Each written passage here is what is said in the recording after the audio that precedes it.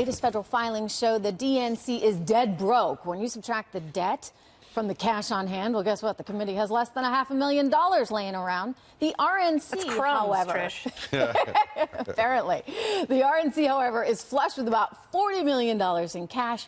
The dismal cash flow could be part of a bigger problem as Democrats appear to be struggling to find their next Obama, shall we say.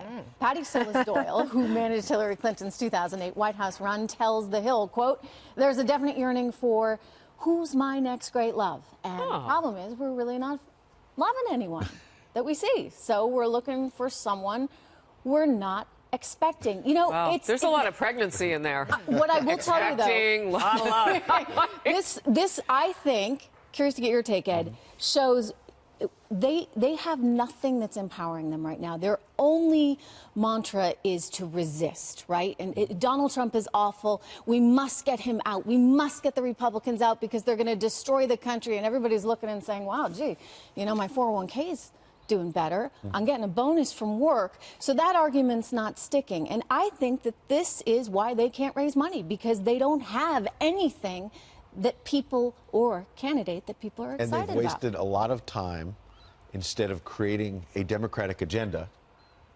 just time spent on anti-Trump. Resist, resist, resist. Republicans had some of those problems in the Obama years as well. It was not until then candidate Donald Trump came up and said, we got to get serious on trade and the wall and jobs, jobs, jobs, and actually came and sold it to the middle class, and he won.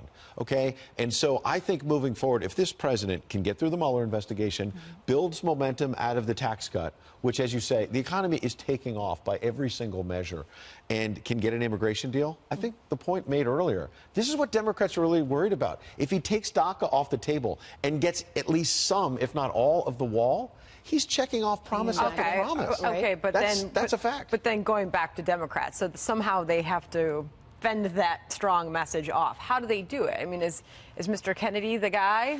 I don't think so after that speech. I mean, one speech is not going to build it. He had kind of it's impossible. That's not true. Look at Barack Obama. Well, that was a speech at the convention. Yeah, absolutely right. Still a big audience. This is a wrapped audience. He had a shot, and I think he kind of blew it.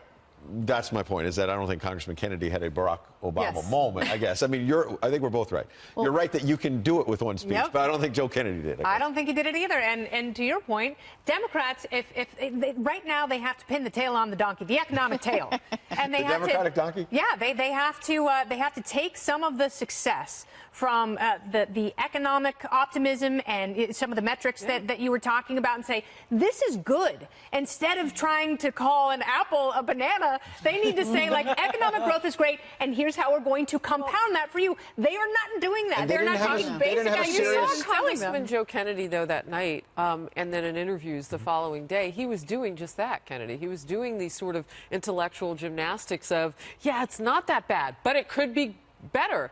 That's hard to do coupled with people opening their paychecks, which I think is bigger than looking at the Dow or anything else. When you actually open something up and you say, oh, yeah. Sure. I mean, don't forget as well that, you know, they are fighting a Marie Antoinette problem right now that they have with Nancy Pelosi and Crumbs, et cetera. So I don't know is your answer as a Kennedy. I don't know is that's going to do it for your average American right now that feels as though your the answer Democrats is always Kennedy at 8 p.m. Eastern on the Fox Business Network. Well, not Kennedy, just any Kennedy, our Kennedy. Our Kennedy. Every Democrat voted no on the tax cut. Remember that. Yeah, that's right. They're not going to be able to live that down.